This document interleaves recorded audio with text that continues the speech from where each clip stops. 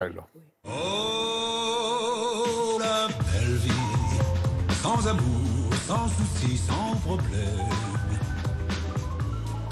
On est très photo aujourd'hui, Olivia, puisqu'on parle des Polaroids Oui, pour commencer. absolument. Oh, cette émission est extrêmement bien produite. Incroyable. Les Polaroids d'Éric Nehoff aux éditions du Rocher, ce sont des nouvelles et c'est exactement comme si vous ouvriez un tiroir, vous sortez des Polaroids et vous dites « Oh, là, c'est quand on était en Grèce. Oh, là, qu'est-ce qu'elle ressemble à sa mère. » On cherche Vous la voyez. date derrière, en général. Exact. Alors, en plus, Éric Nehoff précise qu'il paraît que les Polaroids s'effacent même complètement avec le temps, ce qui n'est évidemment pas le cas des mots d'Éric Nehoff. Alors. Il y a, je trouve, deux inspirations dans ce recueil. Celui de l'enfance, et sans doute ce sont les recueils, les nouvelles les plus douloureuses. On sent l'ombre de François Truffaut et celle de Modiano aussi parfois. Il y en a une que j'adore, c'est un narrateur qui revient sur le lieu de son enfance, mais c'est exactement comme si on revenait sur le lieu d'un crime. Il est au Canet, ses parents louaient une maison comme ça, en bord de mer. Il raconte que quand il était petit, on lui disait « Quel métier tu veux faire plus tard ?» Il disait « Romancier d'occasion ». Et en fait, il voulait dire romancier, mais par occasion. Mais j'aime beaucoup ce romancier d'occasion. Je trouve ça absolument charmant. Voilà. Plutôt que romancier, oui, à l'occasion. Il raconte les moments de bonheur. Toute la famille se donnait des surnoms. Et son père, c'était Blue Moon. Et puis, il raconte aussi que ses parents s'entendent de moins en moins bien. Mais tout ça est écrit à l'os. Il n'y a jamais de pathos chez Éric Nehoff. Et puis, un jour, il va comme ça sur une jetée avec son père. Son père a un chapeau, le chapeau s'envole. Et l'homme demande au petit garçon d'aller chercher le chapeau. Il y a le petit garçon qui rentre dans l'eau glacée. Il en ressort et son père a disparu. Et le narrateur qui était revenu sur les lieux de cette enfance, juste avant d'arriver au bout de son voyage, il rebrousse chemin. C'est vraiment magnifique. C'est je trouve, la plus douloureuse, parce que sinon, ce sont beaucoup de nouvelles amoureuses. Elle s'appelle Maude, elle s'appelle Claire, elle s'appelle Nadine. Elles ont toujours des jambes bronzées. Rien n'est sérieux que la littérature chez Éric Nehoff. Il y en a une que j'adore aussi, c'est Un trajet en voiture. Le narrateur conduit, à côté de lui sa femme, et il pense à la quitter. Et tout le trajet, il refait comme ça leur histoire d'amour. Et c'est comment l'amour irréversible, ce que vous trouviez sublime chez une femme, devient très énervant. Parfois, il y a des vedettes qui s'invitent. Il y a beaucoup... Alors, on n'est que dans des endroits splendides. On est à Lisbonne, dans l'hôtel où François Truffaut, d'ailleurs, avait tourné La peau douce. On est en Corse, on est sur la Côte d'Azur. Et on est beaucoup à Cadaqués.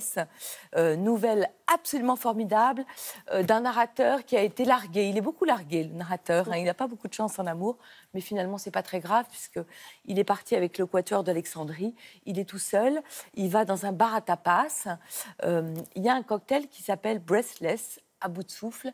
Et on va découvrir que la patronne du bar à tapas, eh bien, est-ce que ce ne serait pas Jean Seberg et oui, Jean Seberg, qui avait disparu. J'adore cette nouvelle, qui est absolument magnifique. Il y en a une incroyable, où il y a la rencontre entre Salinger, écrivain mythique, et les Kennedy. Je ne sais pas si ça a vraiment existé, Éric Nehoff. Si vous nous entendez, est-ce que vous pouvez me mettre un petit message pour me dire si cette rencontre a été réelle ou pas?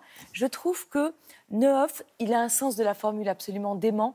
Il dit, qu'est-ce que c'est un père? C'est un père qui fait des longs trajets en voiture et qui entend « Est-ce qu'on est encore loin, papa ?» Et oui, c'est ça un père. Sens de la formule inouïe, et il invente une nostalgie heureuse. Hein. Vous voyez, une manière de te souvenir des moments de l'existence, parfois tristes, mais toujours avec un sourire aux lèvres. C'est absolument magnifique, c'est aux éditions du Rocher. Les Polaroids, délice et cruauté, on pourrait dire, en même temps. Délice et cruauté. Voilà. Dans la série des nouvelles, justement, vous avez, avec ce retour à la réalité, la situation de ceux qui ont besoin des autres, avec les Restos du Cœur qui vont publier, ou qui publient, pardon. Oui, c'est formidable. 13 auteurs. Très auteurs, très à table. C'est la 5e année que Pocket monte cette aventure. C'est une aventure vraiment formidable. Le livre coûte 5 €. Et pour 5 € pour chaque livre, vous avez 4 repas distribués.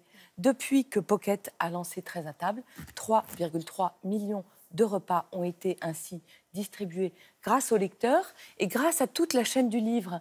Parce que, évidemment, l'éditeur Pocket s'engage, les auteurs livrent leurs nouvelles absolument gracieusement, mais vous avez aussi toute la chaîne du livre, les diffuseurs, les distributeurs, les libraires, les graphistes. Vraiment, chacun met son savoir-faire au service des Restos du Cœur. Et cette année, c'est Plantu qui signe la couverture. Qui n'oublie jamais personne, hein, l'ami Plantu. Et le thème, c'est celui de la fête. Mais alors, évidemment, ce thème peut être décliné de toutes les façons. Et ce qui est formidable, c'est que non seulement vous faites une bonne action en achetant ce livre, mais en plus, vous allez passer un bon moment parce que les auteurs sont formidables. Il y a mon chouchou Philippe Génada, une nouvelle absolument formidable. Leila Slimani, qui livre une nouvelle grinçante comme elle sait le faire, absolument génial, mais aussi Tatiana Dronet, Véronique Ovaldé, Alexandra Lapierre, Agnès Martin-Lugan, Philippe Besson. Que du beau monde. Que du beau monde. Très à table, À table. pour nourrir son esprit, bien sûr. Merci Oui. beaucoup, Olivia.